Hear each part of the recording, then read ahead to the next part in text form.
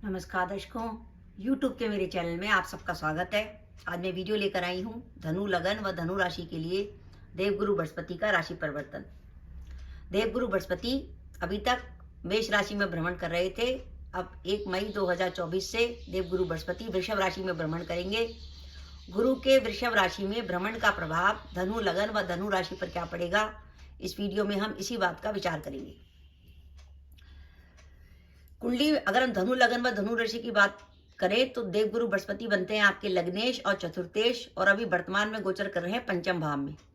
1 मई से देवगुरु बृहस्पति आपके छठे में चले जाएंगे, पर छठे में जाने के उपरांत भी उनकी दृष्टि आपके दशम भाव और धन भाव पर होगी। गुरु की दृष्टि छठे भाव पर होने के बाद भी दशम भाव और धन भाव पे होने का संकेत यह है कि कोई ज्यादा उतार चढ़ाव नहीं होगा कैरियर में और फाइनेंस में।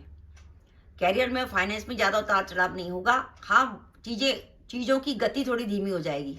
जैसे आपका काम बनने का समय थोड़ा सा और लेट हो जाएगा, पैसे आने का समय थोड़ा सा और लेट हो जाएगा, लेकिन काम तब भी चलेंगे क्योंकि लग्नेश गुरु छठे में बैठ के आपके दशम को भी देखेगा और आपके धन भाव को भी देखेगा। अब हम ओवरऑल बात करें कि जब धनु लगन व धनु राशि में देवगुरु बृहस्पति आपके छठे भाव में गोचर करेंगे, और मान के चलें कि छठे भाव में आपके कोई भी ग्रह नहीं है, वृषभ राशि आपकी खाली पड़ी हुई है, उस समय देवगुरु बृहस्पति आपको क्या रिजल्ट देने वाले हैं। सबसे पहली इंपॉर्टेंट बात कि आप धनु लगन व धनु राशि के जातक हैं, गुरु आपके लग्नेशों के छठे भाव में जाएंगे।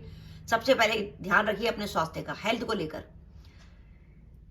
गुरु का सीधा संबंध हमारे लीवर से है, हमारे डाइजेस्टिव सिस्टम से है। कभी गुरु राहु के नक्षत्र में है और राहु गुरु के नक्षत्र में हो तो हमारी भूख मर जाती है। कभी हम खाते हैं, कभी नहीं खाते। और लीवर से जुड़ी प्रॉब्लम, फैटी लीवर, गैस बनना, गाल ब्लैडर में स्टोन, ये सब गुरु का कारण है। तो पेट से जुड़ी प्रॉब्लम आपको परेशान कर सकती है जब तक गुरु छठे भाव में गोचर करेंगे।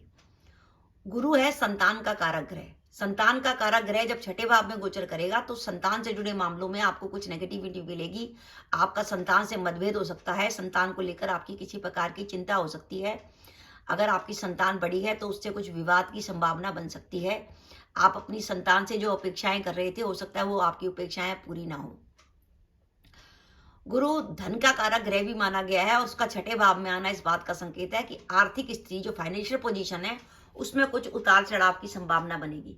फाइनेंशियल पोजीशन में उतार चढ़ाव की संभावना इस आधार पे है कि बाई चांस आपको जब गुरु का गोचर इस भाव पे हो रहा हो और आपको किसी कारणवश, जैसे कार्यस्थल पर कोई विवाद हो गया और आपको जॉब चेंज करनी पड़ी, तो हो सकता है कंप्रोमाइज के तौर पर आपको ऐसी जॉब मिले जिसमें सैलरी कुछ कम हो, या स्टेटस थोड़ा सा कम हो, या व्यापार में थोड़े से धन की आगमन थोड़ा सा कम हो जाए। तो आर्थिक स्थिति में थोड़े से उतार चढ़ाव की संभावना बनेगी आने वाले 13 महीनों में, जब तक गुरु का गोचर छठे भाव में रहेगा। लेकिन जैसे ही 9 अक्टूबर को देवगुरु बृहस्पति वक्री होंगे, 9 अक्टूबर से लेकर फरवरी 2025 में, तो आपको काफी हद तक राहत मिलेगी।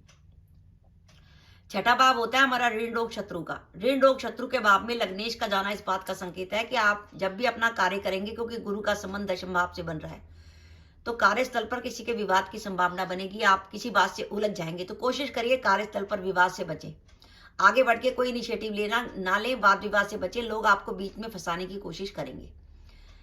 गुरु के इस गोचर के दौरान आपके व्यवहार में कुछ परिवर्तन आ जाएगा। आपकी वाणी थोड़ी कर्कश हो जाएगी। आपकी वाणी से कई बार ऐसी बातें निकलेंगी कि सामने वाला नाराज भी हो सकता है।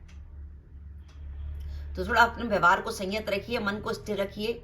और आपके जो पारिवारिक जीवन है उसमें आपके देखेंगे कुछ रिश्तों में गड़बड़ाहट आ गई, चाहे आपके मित्र हो, चाहे सगे संबंधी हो, चाहे आपकी कुटुंब में हो। आप देखेंगे थोड़े से तनाव रहने लगा, क्योंकि आप कुछ आपका मन इस समय अशांत रहेगा। मन अशांत क्यों रहेगा? क्योंकि आपका चौथे घर का स्वामी छठे भाव में रहेगा, तो मन में किसी प्रकार की परेशानी रहेगी। आप जो चाह रहे हैं वो नहीं कर पाएंगे। मन में अशांति होने के कारण आपके बिहेवियर में चेंजेस होंगी, जिसके कारण आपके आसपास के लोगों से संबंध बिगड़ सकते हैं। चौथे भाव से माता का भी विचार करते हैं, तो माता के स्वास्थ्य का ध्यान रखिएगा जब तक गुरु का गोचर छठे भाव में हो रहा है। लेकिन आगे चलकर जब देवगुरु बृहस्पति वक्री होंगे 9 अक्टूबर 2024 को, तो 9 अक्टूबर 2024 से फरवरी 2025 तक वो आपको दोबारा शुभ रिजल्ट देने में सक्षम होंगे। अब ये तो हमने बात करी कि हमारा धनु लगन व धनु राशि है, हमारे छठे भाव में कोई ग्रह नहीं बैठा। अब मान के चलिए आपके छठे भाव में सूर्य बैठा है, या सूर्य, बुध, गुरु, शुक्र, शनि, ये 5 ग्रह अगर आपके छठे भाव में बैठे हैं तो आपको कुछ पॉजिटिव रिजल्ट मिलेगा और अशुभ फलों में आप कमी महसूस करेंगे। कैसे? सूर्य आपकी कुंडली में भाग्येश होकर छठे भाव में बैठेगा, तो सूर्य पर जब गुरु का गोचर होगा तो आपके कैरियर के लिए शुभ संकेत है। हो सकता है आपके पास, अगर आपका वृषभ राशि में सूर्य है, आपके पास इस समय कोई ऐसी अपॉर्चुनिटी आ सकती है जिसकी आप उम्मीद कर रहे थे। आपके कुछ स्टेटस में, मान सम्मान में कुछ वृद्धि हो सकती है। और अगर आप प्रॉपर्टी से जुड़ा कोई काम करना चाहते हैं और आपके छठे भाव में इस समय बुध विराजमान है, वृषभ राशि का बुध है, तो प्रॉपर्टी से जुड़े मामलों में आपको थोड़ा सा लाभ होगा अगर आप कोई प्रॉपर्टी से जुड़ी डील करते हैं। और बाई चांस आपका लग्नेश गुरु ही छठे भाव में बैठा है और उसके ऊपर गुरु का गोचर होगा तो घर में किसी प्रकार का मांगलिक कार्य हो सकता है, किसी की विवाह, शादी या संतान का जन्म। और बाई चांस आपका लाभेश शुक्र छठे भाव में स्वराशि का बैठा हुआ है, उसके ऊपर गुरु का गोचर होता है, तो शुक्र को समृद्धि का कारक ग्रह माना गया। जो उस पर धन का कारक गुरु चलेगा तो अचानक धन लाभ की संभावना बनेगी और जो अपने विवाह के इंतजार में थे उनका विवाह भी तय हो सकता है। अगर मान के चलिए आपकी कुंडली में छठे भाव में वृषभ राशि का शनि है, शनि को कर्म का कारक बना गया है, कैरियर के कारक बना गया, उस पर जब देवगुरु बृहस्पति का गोचर होगा तो आपको कैरियर में नए अवसर मिल सकते हैं। आप लंबे समय से जो करना चाहते थे उसके होने की संभावना बन सकती है। और अगर आप कंफ्यूजन की स्थिति में थे कि व्यापार करें, नौकरी करें, तो आपको एक नया मार्गदर्शन मिल सकता है। और बाई चांस आपके छठे भाव में मंगल है तो आपकी गुरु के ट्रांजिट के दौरान आपकी जिद बढ़ेगी, गुस्सा बढ़ेगा, आप हर बात में जल्दी उत्तेजित हो जाएंगे, जिसके कारण आपको उम्र अगर आपकी ज्यादा है, 50 के आसपास है, तो आपको ब्लड प्रेशर की भी प्रॉब्लम हो सकती है। हाँ, अगर आप कोई जमीन से जुड़ा सौदा इस अवधि में करते हैं तो उस सौदे से आपको लाभ हो सकता है। और अगर आपकी कुंडली में छठे भाव में वृषभ राशि का राहु है जो अपनी उच्च राशि में होगा, उस पर अगर गुरु का गोचर होगा तो विवाह में देरी की संभावना बन सकती है। जैसे आप अपने विवाह के लिए प्रयास कर रहे हैं और यहाँ पे गुरु का गोचर हो जाए आपके राहु के ऊपर से, तो विवाह में देरी हो सकती है। अगर आप प्रेग्नेंट लेडी हैं तो स्वास्थ्य का ध्यान रखिए, अचानक स्वास्थ्य में कुछ उतार चढ़ाव आ सकता है, हेल्थ का ध्यान रखिएगा। और आपके छठे भाव में अगर केतु है तो जोड़ों से प्रॉब्लम, ज्वाइंट पेन आपको हो सकती है कि केतु कारक है हाथ पैरों में दर्द होने का। हाँ, साथ ही साथ गुरु की केतु पे रुचि आपकी अध्यात्म में रुचि कर सकती है, आपका मन वैराग्य की तरफ जा सकता है, आपका मन लगेगा सब भोग विलास बेकार है, अध्यात्म सबसे बड़ी चीज है। तो ये वो मैंने गोचर बताया कि जब आपके छठे भाव में ग्रह बैठे हैं, और एक गोचर तब बताया जब छठे भाव में ग्रह नहीं बैठे। तो अगर आपके छठे भाव में ग्रह बैठे हुए हैं और वो सूर्य, बुध, गुरु, शुक्र, शनि है, तो मान के चलिए गोचर आपको कुछ ना कुछ राहत देगा, इतनी नेगेटिविटी नहीं होगी। लेकिन छठे भाव में अगर कोई भी ग्रह नहीं है तो सावधानी रखिएगा, थोड़ी सी आपको नेगेटिविटी मिलेगी। लेकिन जैसे ही देवगुरु बृहस्पति वक्री होंगे 9 अक्टूबर 2024 को, तो आप जो है राहत महसूस करेंगे। और गुरु की रेमेडी के तौर पे मैं चाहूंगी कि आप गुरु की कुछ ना कुछ रेमेडी करें। उसके लिए उपाय के तौर पर सबसे बढ़िया है कि आप रोज अपने हाथ से गाय को रोटी खिलाएं, बुधवार की शाम को चने की दाल भिगो दें और गुरुवार की सुबह भीगी चने की दाल गाय को खिलाएं। आप अपने माथे पर केसर का तिलक या गले पर या नाभि के पास केसर का तिलक लगा सकते हैं। अगर आपके वैवाहिक जीवन में कोई प्रॉब्लम आ रही है तो आप 3 गुरुवार सुहागन स्त्री को कुछ सुहाग सामग्री दे सकते हैं।